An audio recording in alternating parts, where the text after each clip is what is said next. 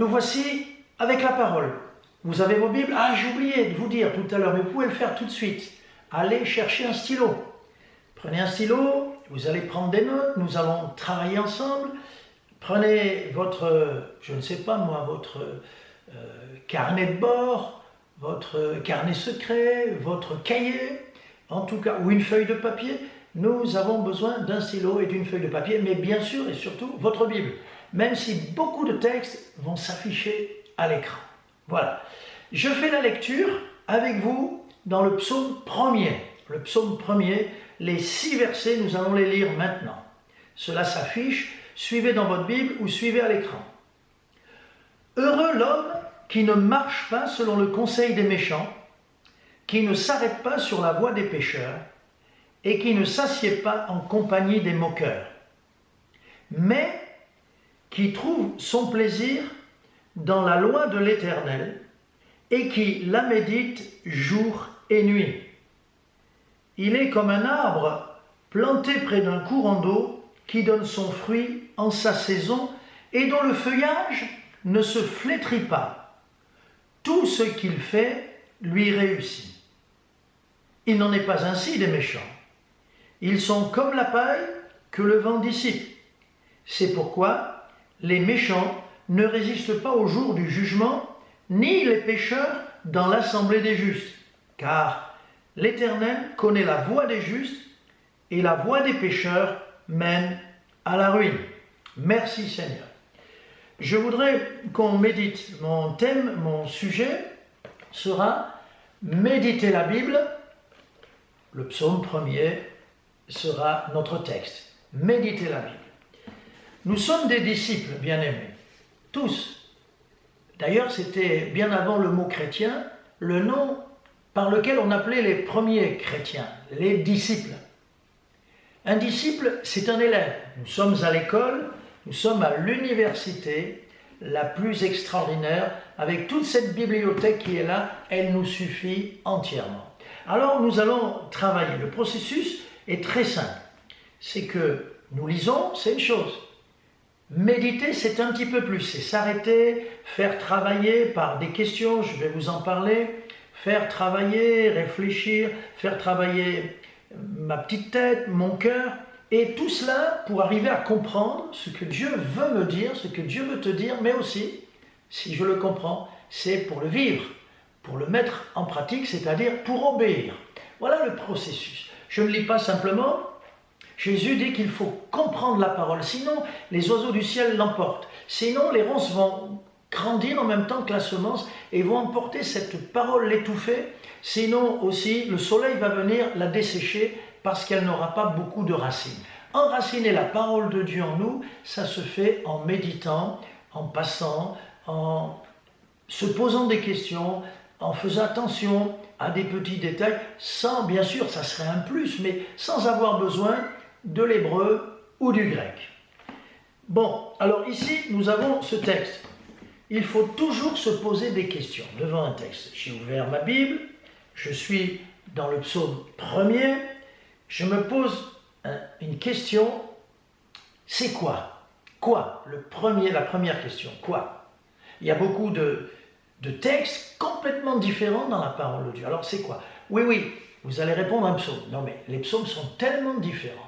Il y a des psaumes qui sont une authentique prière, il y a des psaumes qui sont une déclaration, il y a des psaumes qui sont des larmes, un chagrin, il y a des psaumes de combat. Celui-là, il n'est pas du tout ni l'un ni l'autre. Qu'est-ce que ça peut être ce psaume? Ah, c'est dommage qu'on ne soit pas tout près les uns des autres, en live. C'est dommage. Mais je vais vous donner la réponse. Quand je réfléchis, c'est finalement un enseignement. Un homme va déclarer quelque chose de très profond, des réalités, et comme ce psaume est le premier, il représente tous les autres psaumes, il est comme une introduction, il contient dans ce microcosme, dans son petit monde, il contient tout ce qu'on va découvrir dans le livre des psaumes, et même dans toute la parole de Dieu. Regardez comment il commence. Comment commence-t-il? Alors, nous avons ce premier verset, vous et moi, lisons le début, heureux l'homme. Heureux l'homme. Il commence par cet adjectif, heureux, le bonheur, être heureux. Ça nous fait penser à qui? Qui a fait une série de versets dans son discours sur le mont? Qui a commencé par heureux, heureux, heureux, heureux? 8 fois. C'est le Seigneur Jésus. Le psaume 119 aussi commence par heureux, heureux. C'est le psaume de la parole. Alors ici, le premier mot donne la tonalité pour les psaumes. Le psaume, c'est un livre pour mieux connaître le bonheur. Bien, et maintenant que je me suis posé la question, qui y a-t-il comme personnage ici? On va les voir, mais on peut déjà voir 2 catégories de personnes. Il y a l'homme, le juste, celui qui aime la parole de Dieu, et il y a l'autre, le méchant. Déjà, bon, je vous le dis. Mais maintenant, dans ce psaume premier, regardez attentivement, on lit encore, psaume premier, toujours verset 1, on lit encore, heureux l'homme, je vous aime, qui ne marche pas selon le conseil des méchants, qui ne s'arrête pas sur la voie des pécheurs, et qui ne s'assied pas en compagnie des moqueurs. Vous l'avez compris, il y a des choses négatives à observer, il y a, oui, un enseignement pour nous dire éloignez-vous de certaines choses. Voyez? Et le bonheur, c'est déjà ne pas, 3 fois. Ah oui, 3 fois. Il y a des choses qui sont pour notre ruine. Ça veut dire aussi qu'il n'y aura pas de bonheur sans que nous obéissions finalement, sans que nous nous éloignions de tout ce qui peut nous faire du mal et venir abîmer notre bonheur. C'est comme ça, c'est comme ça. Un oiseau peut trouver que ses ailes lui pèsent, comme nous, on peut trouver quand on est enfant les contraintes, écouter papa, obéir à maman, et même à l'école encore, et partout. Mais l'oiseau qui trouve que ses ailes lui pèsent, il est bien content quand il est sur une branche et que tout à coup, le prédateur va l'attaquer, un serpent qui est monté le long de l'arbre, ou un rapace qui surgit, il est bien content d'avoir ses ailes qui lui semblaient un poids, l'aider à s'enfuir, à s'envoler et à s'enfuir. Nous avons donc besoin de toutes ces choses négatives. Alors, quelles sont-elles, ces choses négatives? Encore, on va à l'écran, et là, on va regarder ce sont des étapes, on va regarder tous les verbes du verset premier.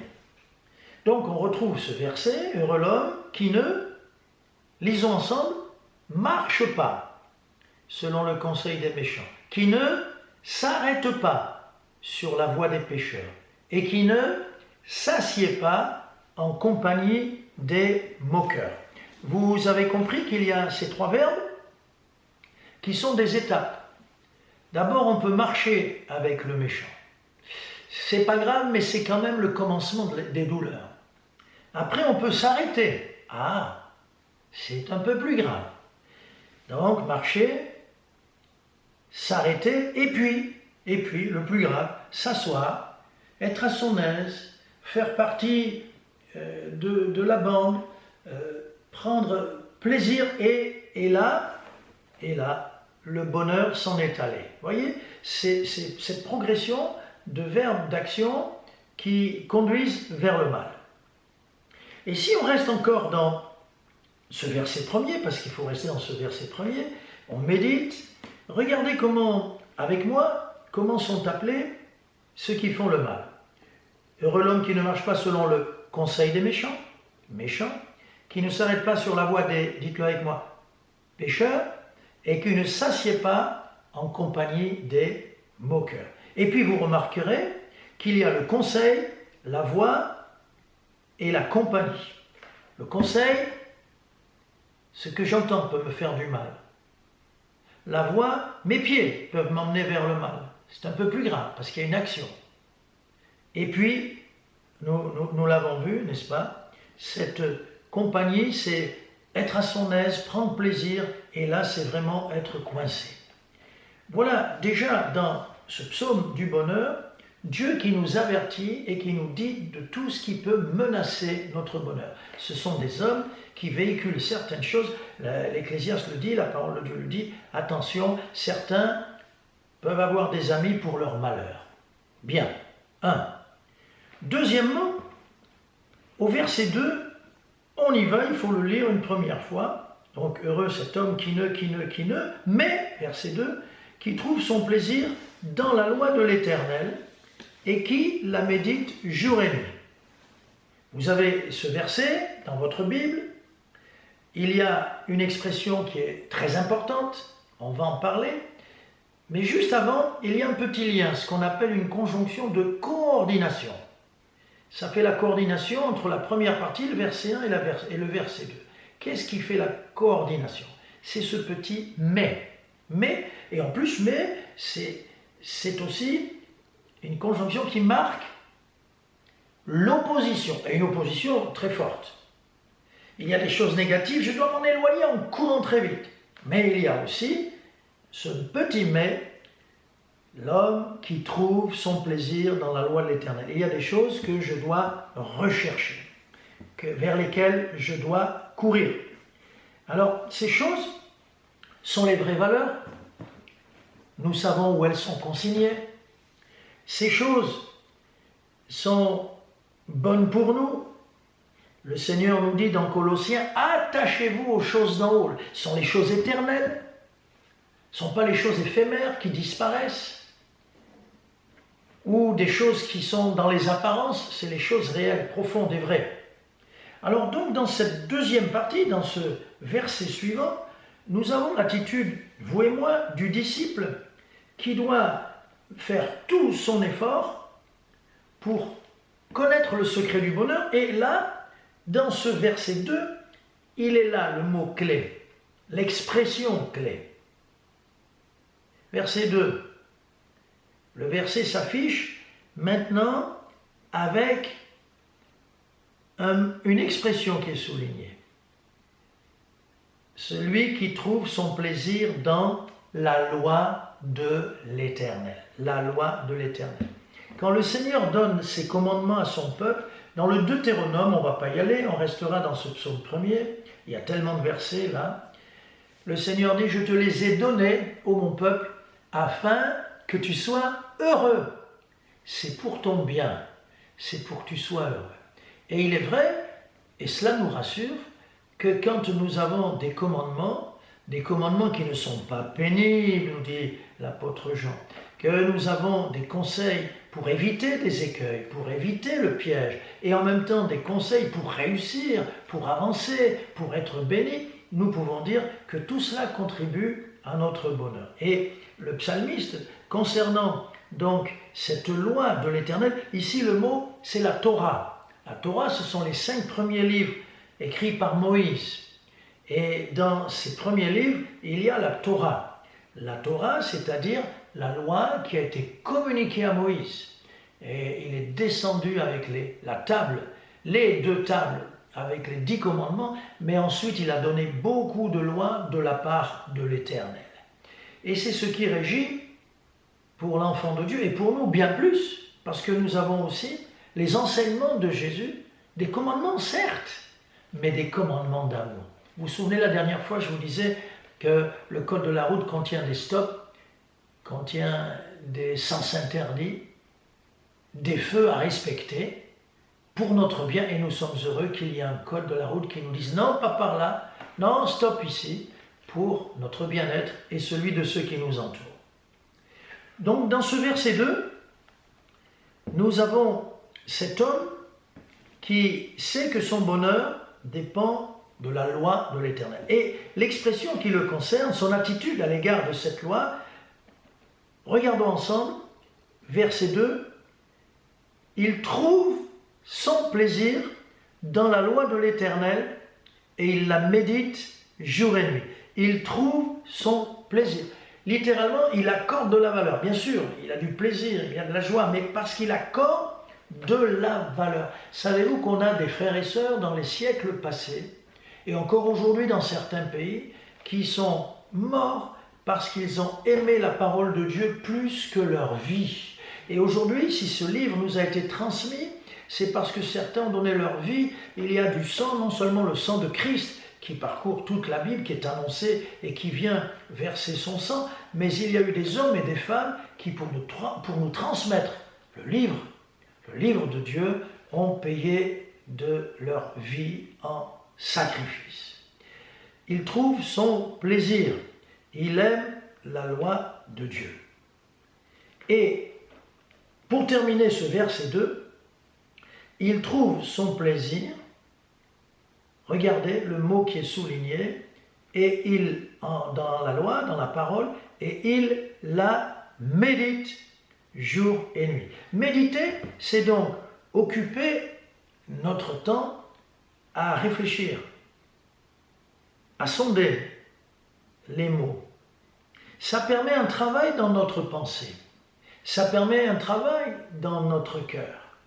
Un peu comme un chercheur d'or. Un chercheur d'or, c'est un prospecteur. Il doit piocher, creuser, passer du temps, suer.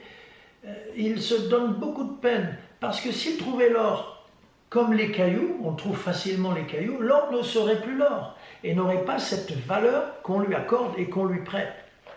Alors les trésors de Dieu sont cachés, mais ils sont révélés à ceux qui les cherchent. Ils sont cachés, mais dès que je creuse et que je pioche, ils se révèlent à moi. Et donc, heureux l'homme qui médite. Mon frère, ma soeur, pendant ce temps de confinement, prends du temps à méditer. Arrête-toi comme on le fait sur ce psaume. Refais-le, le psaume, tout seul.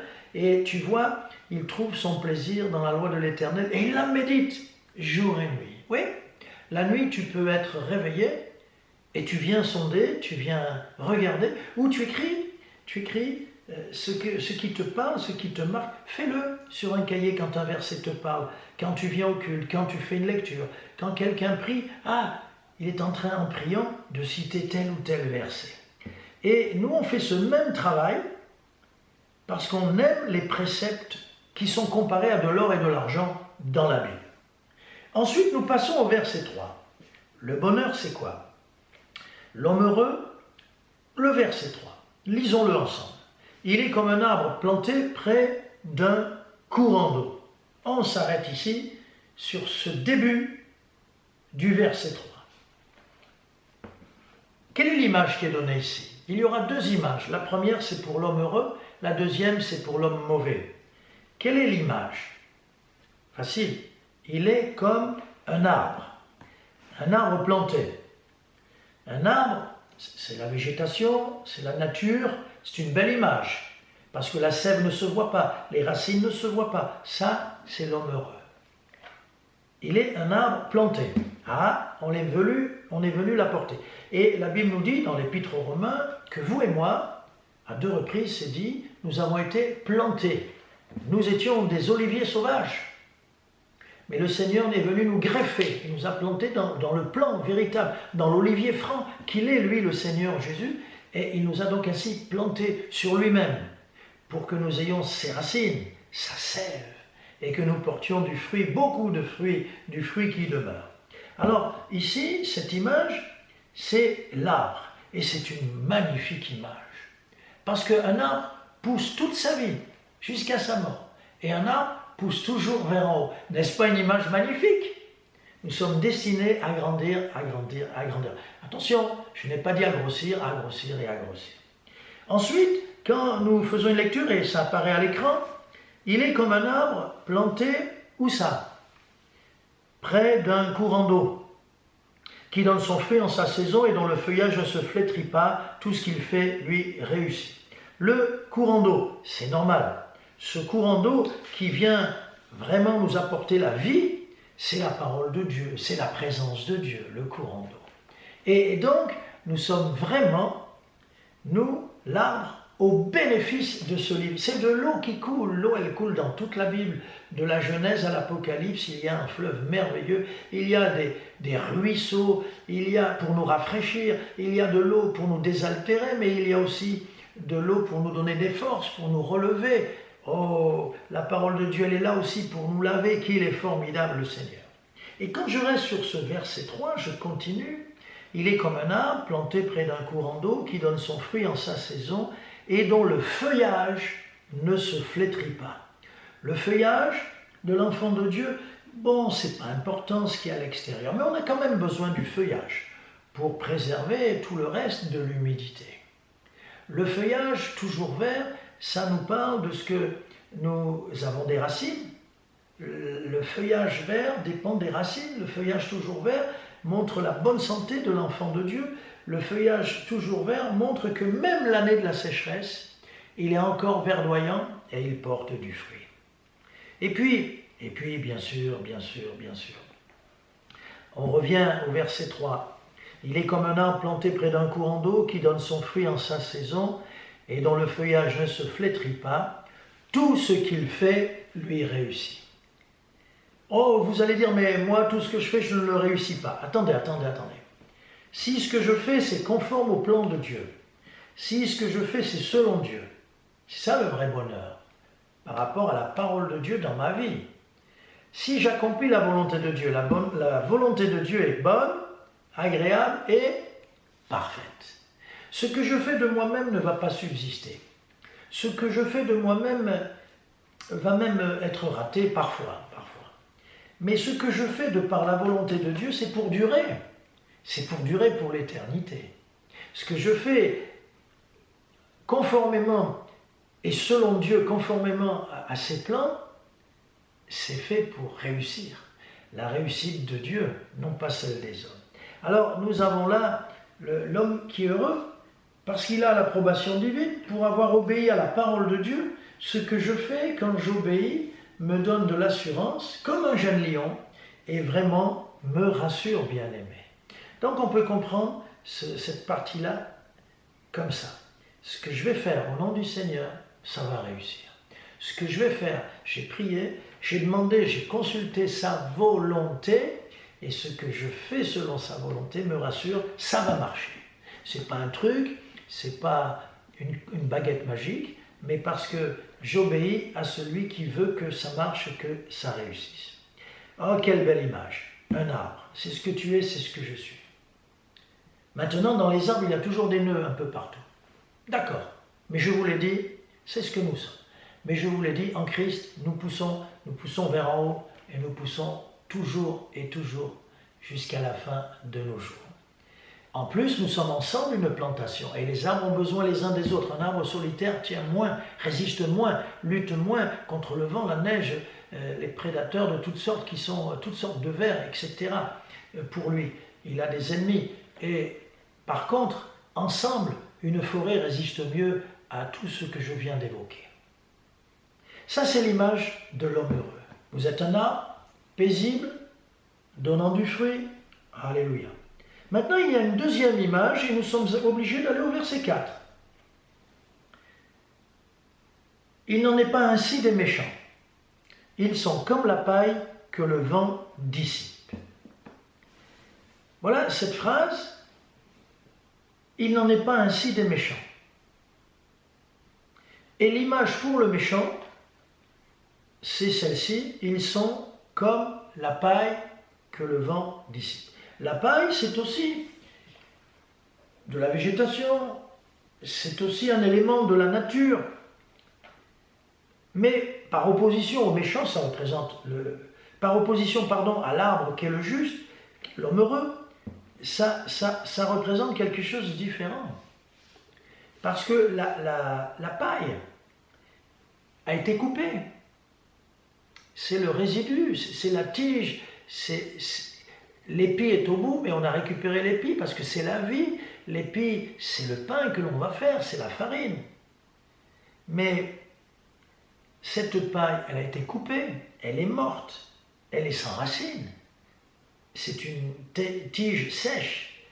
Elle n'a plus de vie. Et puis aussi, elle est légère, elle est sans fruits, elle est sans valeur. Et on voit une caractéristique. Toujours dans ce verset 4, la paille que le vent dissipe. Quelle fragilité, le méchant.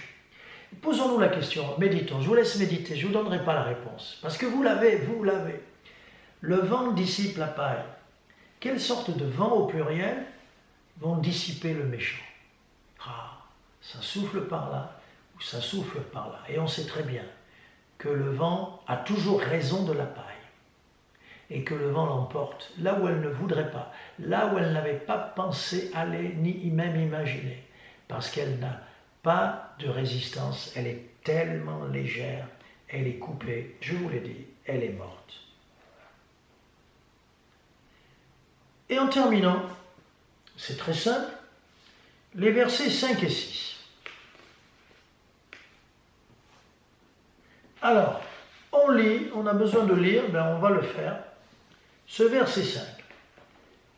C'est pourquoi les méchants ne résistent pas au jour du jugement, ni les pécheurs dans l'assemblée des justes. Cette phrase, quels sont les mots importants?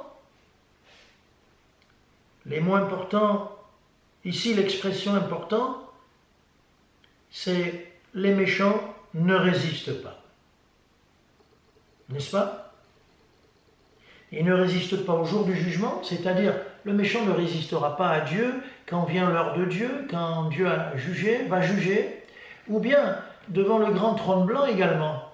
Les méchants, le Seigneur nous dit, toute bouche sera fermée, tout genou fléchira. Le méchant ne peut pas résister à Dieu. Oh, il peut se vanter. Vous connaissez cette histoire de cet homme qui a écrit un jour un journal chrétien et il a écrit au directeur en disant « Je voudrais que vous publiez ces quelques lignes. Voilà, je suis athée, je ne crois pas, je ne respecte pas le jour du Seigneur, le dimanche, vous ne me verrez jamais au culte. Je ne respecte pas les lois de Dieu et je prospère, je suis béni, je ne manque de rien. » C'était le journal du mois d'octobre. L'imprimeur, le directeur du journal, imprimeur, a publié quand même ces lignes à lui dans le journal du mois d'octobre.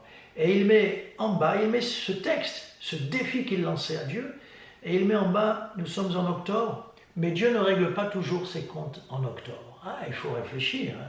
Le méchant ne résiste pas au jour du jugement. Et à qui ne résiste-t-il pas encore? Regardez la fin du verset 5. Ni les pécheurs qui ne résistent pas dans l'assemblée des justes. Parfois, il y a des gens qui s'en vont, qui quittent, qui ne supportent pas. Pourquoi? Ah, il faut se poser des questions. Nous pensons avoir mal fait. Et puis, il y a le Seigneur Jésus qui nous dit, large et spacieux, le chemin qui nous mène à la ruine. Vous avez compris? Quelle profondeur ce psaume. Vous voyez? Simplement, sans avoir besoin d'aller sur Internet, sans avoir besoin de consulter beaucoup de livres ou même un seul livre, nous pouvons méditer, vous et moi, à genoux, devant le Seigneur, lire sa parole et finalement faire ce travail de se poser les questions, comme nous venons de le faire. C'est quoi ce texte? C'est qui? Et puis regarder et faire travailler ma tête, mon intelligence et mon cœur pour comprendre et voir que cette parole est là pour m'enseigner. Elle est là pour m'enseigner. Comme je vous l'ai dit, il y a un processus. Le disciple médite la parole. Il nous faut sans cesse retourner à la parole. Il y a tous les trésors de Dieu pour moi, pour ma vie, pour ta vie, pour notre vie personnelle. Et quand je médite, je donne l'occasion à cette parole de me remplir, de me donner ces trésors, de me saisir, de me bénir et même, bien sûr, de me transformer. La parole est créatrice, elle est puissante et elle intervient. Donc, bien-aimés, si nous méditons, c'est pour comprendre et donc pour agir. Et agir, c'est obéir. Alors, en terminant, quel titre donneriez-vous à ce psaume premier? Il est beau, il est simple. Quel titre on pourrait donner? Bon, il faut qu'un titre fasse intervenir les éléments, les grands éléments que nous avons vus dans le plan. Quel titre trouver? Il faut que je parle quand même de l'homme heureux, mais aussi du méchant par opposition. Il faut que je parle de ces deux images, l'arbre et la paille. Ah oui, quelle opposition incroyable. Il faut que je parle de la parole de Dieu. Bon, je ne vais pas faire un titre à rallonge, mais qu'est-ce qui va résumer le mieux? Je vous laisse trouver un titre. Moi, j'en ai trouvé un ou deux. Oui, j'en ai trouvé deux. Mais je vous laisse trouver un titre qui va faire intervenir tous ces éléments. Donc, reprenez ce psaume. Vous avez pris des notes, ou bien sûr, vous pouvez repasser la vidéo. Ah oui, j'avais oublié ça. Mais reprenez ce psaume et régalez-vous avec la parole de Dieu.